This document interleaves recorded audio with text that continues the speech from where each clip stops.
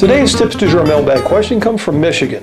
Dear Robert, I have seen you use CA glue to repair cracks while building guitars. Is it possible to repair a finish using CA glue? Thanks for all the videos, John in Michigan. Yes, it is possible to use CA glue or cyanoacrylate glue as a finish. In fact, I've got a guitar on my bench right now that is a perfect candidate for using CA glue as a finish repair. What are the chances of that? This old timer came into the shop recently and looked like it had been ridden hard and put up wet. Apparently it had been dropped somewhere along its life, and I've already addressed that. This crack was so large I could stick my hand inside through the top of the guitar. The crack extended around the purflings and binding to the back side of the guitar, almost down near the end wedge. So it was a pretty nasty break. I bet it has a story to tell. So with the inside repairs taken care of, the structural elements have been addressed, now I'm left with the finish issue. The client for this guitar did not want to refinish the guitar, and I also recommended against it. So what can be done? If you look closely at the crack, there's some areas where the finish is starting to chip. I want to save as much of the original finish as possible. And what I'm going to use is a thin viscosity CA glue to wick in under that finish and help secure the parts that are wanting to flake away. Afterwards, I can come in with a medium or thicker viscosity and use that as a leveling agent. If done properly, I can sand and level, and it will pass as a high gloss finish. Of course, it's always a patch, but much better than the alternative. I'm going to be using a very thin viscosity CA glue from a brand called Hot Stuff. And to apply it, I'm going to use a small pipette. That way I can strategically place the CA glue exactly where I need it. So here's a small area where the finish is starting to flake off. And I'm going to use this very thin viscosity glue to wick in under the existing finish so that I don't lose the parts of the finish that are wanting to flake off.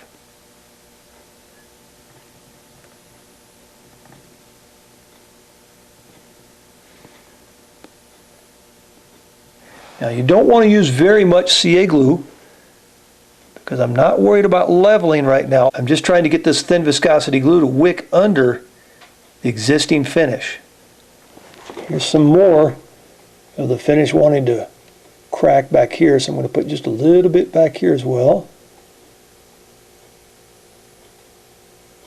And along the crack itself, there's some chipping going on, so I'm going to wick just a little bit in there. Now remember, this crack's already been fixed from the inside.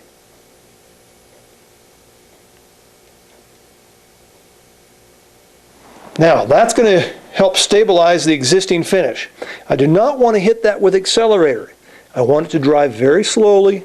If you're using fresh CA glue, it shouldn't take very long.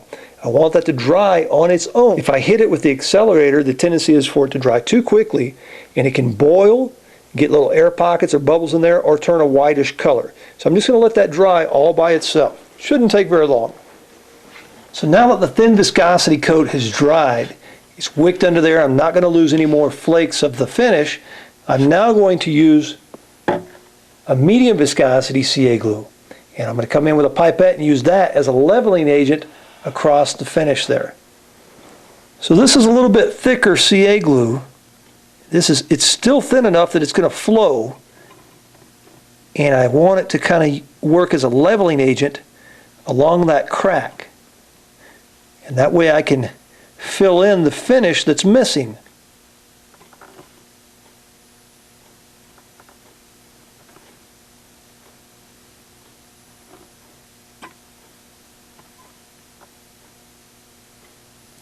Now ideally you want several very light layers. You want to keep putting on very, very light layers until you build that finish up so that it's level with the finish that surrounds that area that's missing a finish. And it may take several applications to be able to do that, but if you keep working at it, you'll eventually get it level. Now this type of repair works really well on your catalyzed type finishes. If this were a lacquer finish, I would probably be doing this repair with lacquer. It would take a lot longer to do because the lacquer has a longer cure time. But on your catalyzed finishes, this works very well to repair a finish. I am going to come in and use a little bit of the Hot Stuff thick viscosity glue. I have a little area here that's missing a small piece of the binding. I'm going to put a little bit of the thicker viscosity glue in there and try and level that area.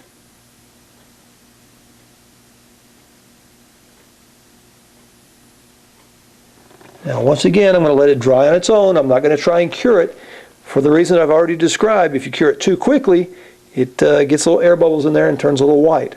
Also, sometimes the chemicals in the accelerant can damage a finish, and the technical term for that is bad. So I'm just going to let that dry on its own.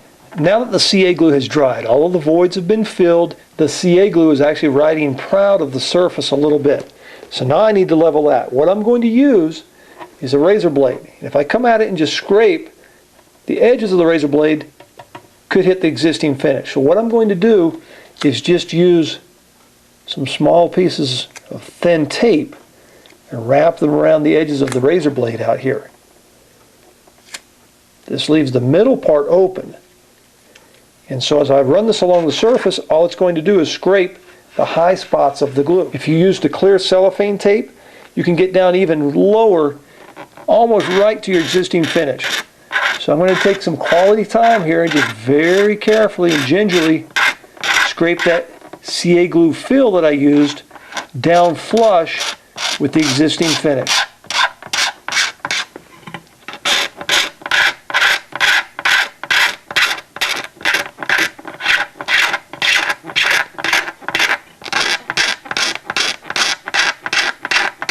And as you do this, you want to be very careful that you don't take any of the existing finish. All you're trying to do is level the CA glue fill.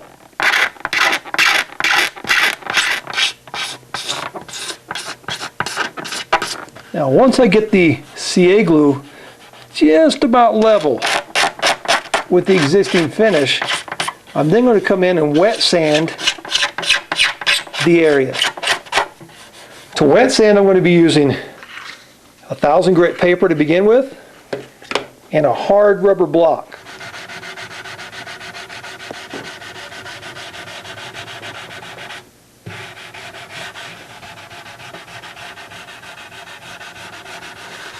So I've run through a series of grits on my sandpaper here. This one is 2,000. And then after this I'll run a little micro mesh on there and perhaps even put it on my buffing wheel if it needs it.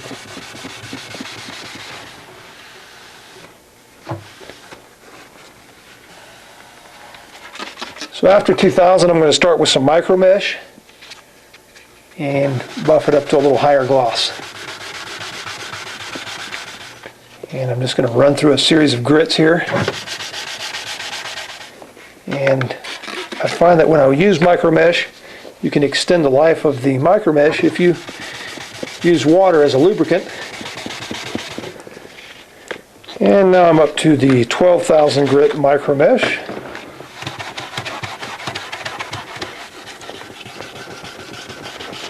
Now that's starting to get a pretty decent shine back to it. However, I'm going to use some clear plastic polish and some clear plastic cleaner. It's a McGuire's product that I got from LMI, and a little bit of cotton, and buff that on up to a gloss that matches what was already on there. Now if you have a buffing wheel, you could also do this on your buffing wheel, but I thought I'd show you how to do it by hand. And if you want to make the client really happy, go ahead and do the rest of the guitar. Go ahead and clean up the whole soundboard. Now I'm using a little finer grit. I'm going to be using the cleaner.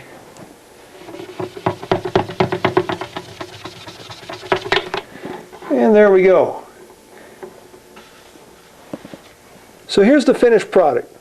Now keep in mind, this is just a patch. It's a finish patch. All we did was secure the flaking off of the finish that was already there, and then we leveled and buffed the area so that now you have a gloss and it's structurally sound.